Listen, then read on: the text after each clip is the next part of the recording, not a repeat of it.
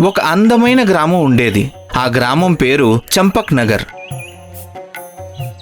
చెరువుకు కొంత దూరంలో ఒక చేపలవాడు ఉండేవాడు. అతను చాలా పేదవాడు. అతని పేరు సుశీల్, అతని భార్య పేరు రత్న. సుశీల్ చాలా నిజాయితీపరుడు, చాలా కష్టపడి పనిచేసేవాడు. అతని భార్యని చాలా ప్రేమించేవాడు. ఒకరోజు సుశీల్ చేపలను నమ్ముకుని ఇంటికి వెళ్తూ ఉంటాడు. అప్పటికే మధ్యాహ్నం అవుతుంది. రత్నా, ఇదిగో రత్నా, ఎక్కడున్నావు నువ్వు? ఇదిగో తీసుకో. ఎందుకలా అరుస్తున్నావు? ఏదో పెద్ద గొప్ప పని చేసి వచ్చినట్టు. చేపలను పట్టి వాటిని అమ్ముకొని వచ్చేసరికి చాలా ఆలస్యమైంది. నన్నేం చేయమంటావు? ఒక విషయం చెప్పు. మనం ఇంకా ఎంతకాలం ఈ పాకలో ఉంటాం? నాకిక్కడ అస్సలు నచ్చడం లేదు. నాకిక్కడ ఉండాలని లేదు. సరే, ఒక విషయం చెప్పు. నువ్వు సంతోషంగా ఉండాలంటే దానికోసం నేనేం చేయాలి? నువ్వే నన్ను ఈ పాక నుంచి ఎలాగైనా బయటికి తీసుకెళ్ళు. నాకు ఇక్కడ చేపల కంపు కొడుతోంది. నేను ఇక్కడ ఉండలేకపోతున్నాను. నీకు అన్నీ తెలుసు కదా నా సంపాదన ఎంతని. అన్నీ తెలిసి కూడా నువ్వు పెద్దింటి గురించి కలలు కంటే ఇక నేను ఏమని చెప్పాలి నీకు? ఇక దీని గురించి నువ్వే అదంతా నాకు తెలీదు. నాకు ఈ ఇంటి నుండి ముక్తి కావాలి. నాకు పెద్దింటికి వెళ్లాలనుంది. వాళ్ళ రోజు ఇలాగే గడుస్తూ ఉండేది. భర్త పేదరికం, భార్య మొండితనం. వాళ్ళు ఎలాగోలా జీవితాన్ని గడుపుతూ ఉండేవాళ్ళు. ఒకరోజు సుశీల్ చేపలను పట్టడానికి చెరువు దగ్గరికి వెళ్తాడు.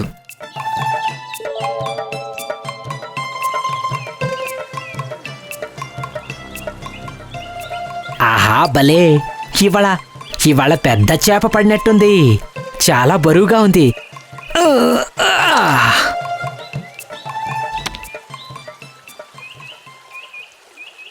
ఓరి భగవంతుడా, ఈ చేప ఎంత అందంగా ఉంది! ఇటువంటి చేపను నేను ఇంతవరకు నా జీవితంలోనే చూడలేదు.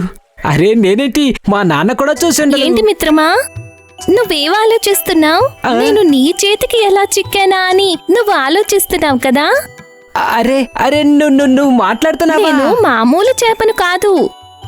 అందుకనే నేను చూడ్డానికి చిన్నగా ఉన్నాను, కానీ చాలా బరువుగా ఉంటాను, పైగా మెరుస్తూ ఉంటాను. అన్నట్టు నాకు నీ గురించి చాలా తెలుసు. నాయనో, నేను ఇదంతా నమ్మలేకపోతున్నాను. నేను ఒక మాయా రాజకుమారిని. ఇప్పుడు నేను నీ విషయంలో ఏం చేయాలి చెప్పు. నన్ను వదిలేయి మిత్రమా. నన్ను తినడం వల్ల నీకు ఎటువంటి లాభం ఉండదు. నన్ను వెళ్ళనివ్వు. సరే, అలాగే నువ్వు వెళ్ళొచ్చు. వెళ్ళు. ధన్యవాదాలు.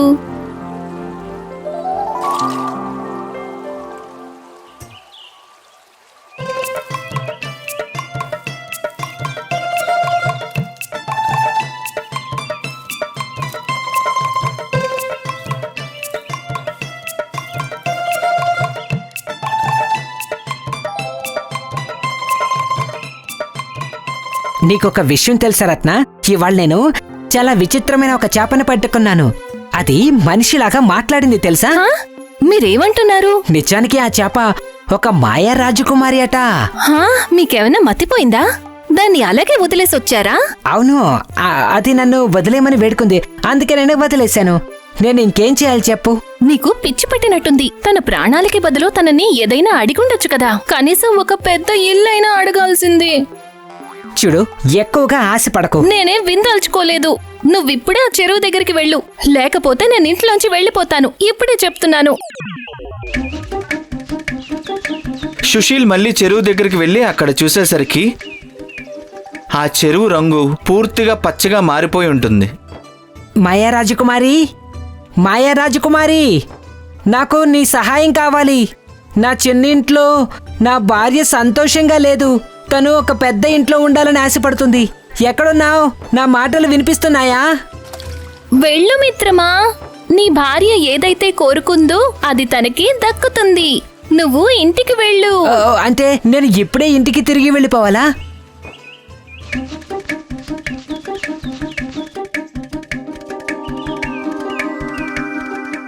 అరే వా, నిజంగానే మా ఇల్లు ఇప్పుడు ఒక పెద్ద బంగళాగా మారిపోయింది.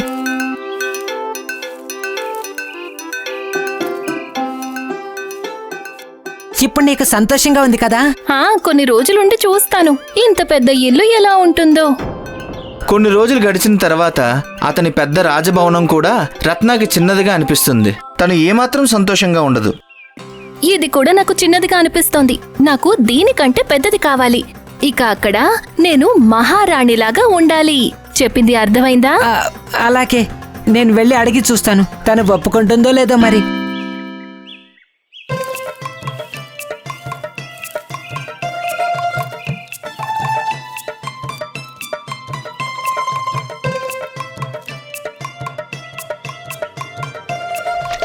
నువ్వింటికి వెళ్ళు. నీ భార్య ఏదైతే అడిగిందో అది తనకి దక్కింది. వెళ్ళు, ఇంటికి వెళ్ళు మిత్రమా. సుశీల్ ఆ మాట విన్నాక ఇంటికి తిరిగి వెళ్తాడు. వెళ్ళి చూసేసరికి తన రాజభవనం ఇంకా పెద్దదిగా మారిపోతుంది. చాలా పెద్దదిగా. భవనం తలుపులు చాలా పెద్దవిగా కనిపిస్తాయి. లోపల ఎటు చూసినా బోలెడు మంది పనివాళ్ళు కనిపిస్తూ ఉంటారు. అందరూ తమ పనులు చేసుకుంటూ ఉంటారు. అంతలో సుశీల్ చూస్తాడు, రాజభవనంలో ఒక పెద్ద సింహాసనం మీద కిరీటం పెట్టుకొని కూర్చున్న తన భార్యని. ఇదిగో ఇప్పుడు నువ్వు ఇక్కడ రాణివయ్యావు, సంతోషమే కదా? నేను రాణినయ్యాను. రాణైనా కూడా నాకు తృప్తిగా లేదు. అర్థమవుతోందా? నాకిప్పుడు మహారాణి కావాలనుంది. చూడు, ఇంత ఆశ పనికిరాదు. నువ్వు ఎందుకు ఇంతలా ఆశపడుతున్నావు? నువ్వు వెళ్తావా లేక సైనికుల్ని పిలిపించి నిన్ను మెడపట్టి బయటకు గెంటించాలా? అది కాదు రత్న, నువ్వు అసలు సాధ్యం కాని విషయాలు అడుగుతున్నావు. ఆ చిన్న చేప నిన్ను మహారాణి చేయడం సాధ్యం కాకపోవచ్చు. నువ్వు అనవసరంగా నాకు కోపం తెప్పించుకో. వెంటనే చేప దగ్గరికి వెళ్లి నన్ను మహారాణిని చెయ్యి. పాపం సుశీల్ అలాగే వెళ్ళిపోతాడు. అతని భార్య అతని మాట అస్సలు వినిపించుకోదు. మళ్ళీ అతని చెరువు దగ్గరికి వెళ్ళిపోతాడు. తను చూసేసరికి చెరువు రంగు ఇంతకు ముందు కంటే పూర్తిగా వేరుగా ఉంటుంది. ఏంటి మిత్రమా, ఈసారి నీ భార్య మహారాణి కావాలనుకుంటోంది, అంతేనా? అవును, నువ్వు సరిగ్గా చెప్పావు. తను అదే కోరుకుంటుంది. దానికి నన్ను ఒత్తిడి చేస్తుంది. తన అత్యాశ రెట్టింపు అవుతూనే ఉంది. సరే, నువ్వు ఇంటికి వెళ్లి చూడు. నీ భార్య మహారాణి అయ్యుంటుంది. నువ్వు ఇంటికి వెళ్ళు మిత్రమా.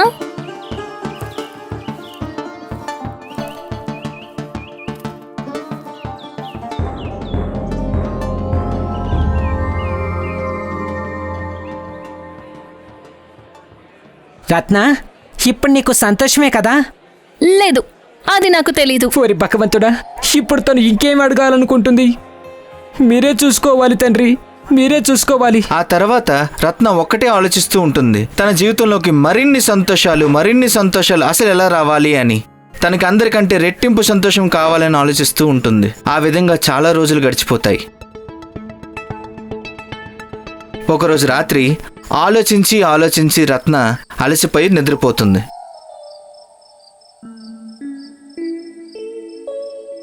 తర్వాత ప్రకృతి నిర్ణయం ప్రకారం ఆ రోజు తెల్లవారుతుంది. పక్షులు కిలకిలిన శబ్దానికి రత్న నిద్రలేస్తుంది. ఇదేంటి, తెల్లవారిపోయిందా? నేను సరిగ్గా నిద్రపోలేదని సూర్యుడికి తెలియాలి కదా. అప్పుడే ఎందుకు ఉదయించాడు?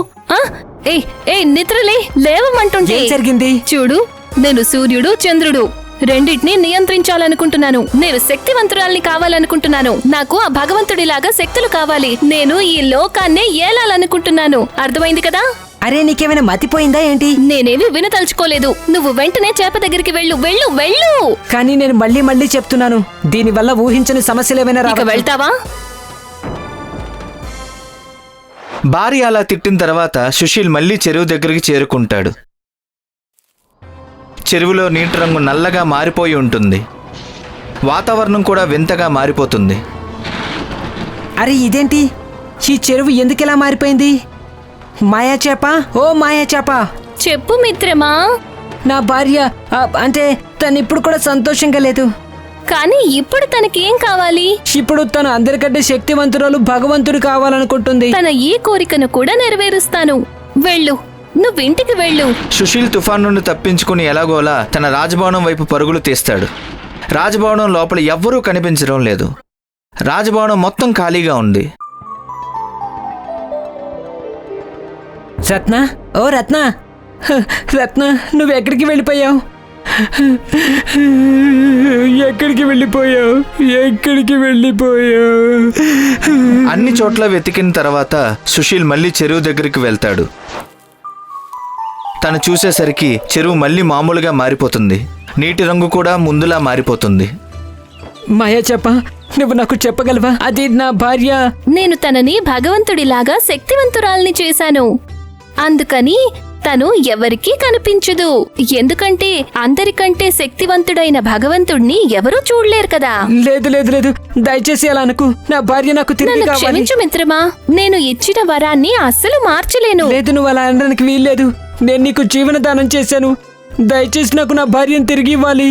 నా కోరిక ఒకటే, నా భార్య జీవితాంతం సంతోషంగా ఉండాలి. తన మనసులో ఆశలు అత్యాశ ఉండకూడదు. సరే అయితే, నువ్వు నా ప్రాణాలు కాపాడావు. అందుకే నీ భార్యని నీకు తిరిగిస్తున్నాను.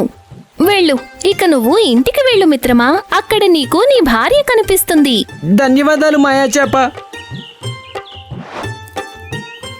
మీరొచ్చేసారా? దయచేసి నన్ను క్షమించండి. నా సంతోషాల కోసం నేను మిమ్మల్ని ఎంతో కష్టపెట్టాను. నేను స్వార్థపరురాలనయ్యాను. నన్ను క్షమించండి. అయినా నేను నిన్ను క్షమించకుండా ఎలా ఉండగలను చెప్పు? నీకు తెలుసు కదా నేను నిన్ను ఎంతగా ప్రేమిస్తున్నాను. చెప్పు. ఆ రోజు నుండి కూడా సుశీల్ ప్రతిరోజు చేపలను పట్టి తెచ్చి తన జీవితాన్ని సంతోషంగా గడిపేవాడు. అలాగే సుఖదుఖాల్లో భార్యాభర్తలిద్దరూ కూడా ఒకరికొకరు తోడుగా ఉండి సహాయం చేసుకుంటూ ఉండేవారు. వాళ్ళిద్దరూ కూడా ఈ విషయం తెలుసుకుంటారు, డబ్బు ఆస్తుల వల్ల ఎప్పుడూ ఏ సుఖం దక్కదని, నిజమైన ప్రేమతోనే జీవితంలో సుఖం అనేది లభిస్తుంది అని.